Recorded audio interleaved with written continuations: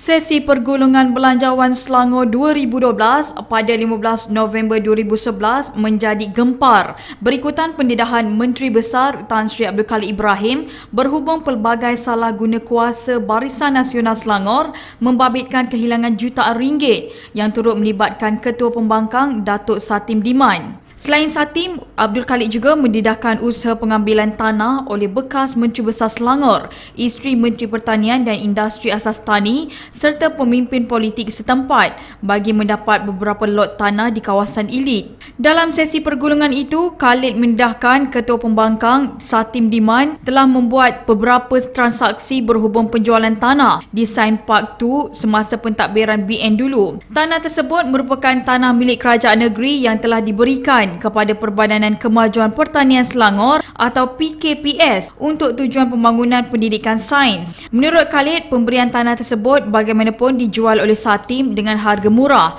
kepada Nikmat Inai Sdn Bhd di mana Satim adalah salah seorang pemegang saham dan ahli lembaga pengarah.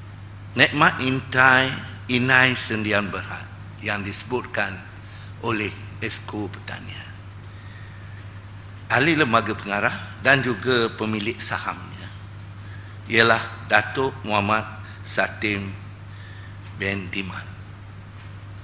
Dia telah menjualkan tanahnya yang awalnya dimiliki oleh PKPS dan lepas itu PKPS disuruh menjualkan kepada Nikmat Inai Sdn Bhd dan Nikmat Inai Sdn Bhd belum habis bayar apa-apa dah jual pada PKNS. Ini maknanya rentier class. Itu sebab reformasi ingin menghapuskan kumpulan-kumpulan ini. Ini bukan kerja. Kalau ini Bumiputra nak katakan kejayaannya, ini memalukan kita, memalukan orang Melayu, memalukan negara Malaysia. Sidang DUN pada 15 November 2011 turut digemparkan dengan pendedahan Khalid berhubung tanah revolusi hijau di Alam Perdana yang melibatkan bekas Menteri Besar dan isteri Menteri Pertanian dan Industri Asas Tani serta pemimpin politik setempat membolot beberapa lot tanah. Dijualnya tanah itu, tak nampak pun dia tak tahu tanah itu, kepada satu kumpulan barisan elit yang dijadikan Taman Industri Alam. Tak dapat kelulusan untuk, belum ada kelulusan untuk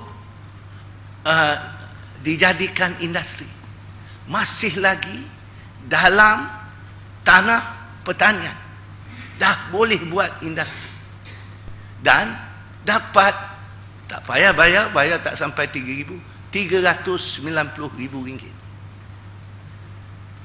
Dan ini kita betulkan. Syarikat yang membeli tanah ini tidak sepatutnya membuat taman industri sebelum dapat kelulusan, dan dibuat. Kenapa? Karena ada sifat-sifat kroni dan sifat-sifat tidak amanah dalam usaha ini. Selain itu, ladang seluas 12,000 ekar di Sabah yang dikatakan dijual oleh PKPS pada 2006. Ladang ini dijual RM8,000 seekar kepada syarikat Bumiputra. Namun seperti juga kes Science Park 2, Khalid berkata ladang ini dijual pula kepada Rimbunan Hijau, syarikat yang ada kaitan dengan parti komponen BN. Mengulas lanjut salah laku pembangkang ini, Khalid menjelaskan kerajaan negeri pada akhirnya berjaya memaksa Barisan Elit Sdn Bhd membayar RM29 juta untuk menukar syarat dari pertanian kepada perindustrian. Dia jual tanah 12,000 ekar.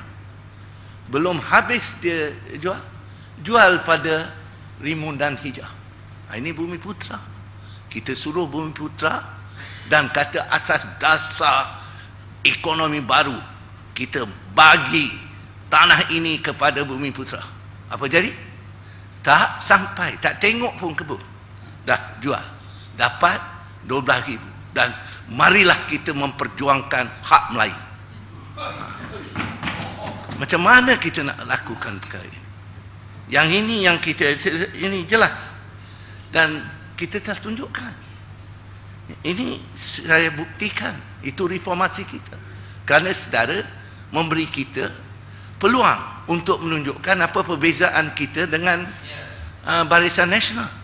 Beliau yang juga adun Ijok berkata sejak Mac 2008, Kerajaan Pakatan Rakyat telah mengamalkan reformasi dalam pentadbirannya yang amat mementingkan ketelusan, kecekapan dan kebertanggungjawaban serta bersih dari amalan rasuah dan kronisma.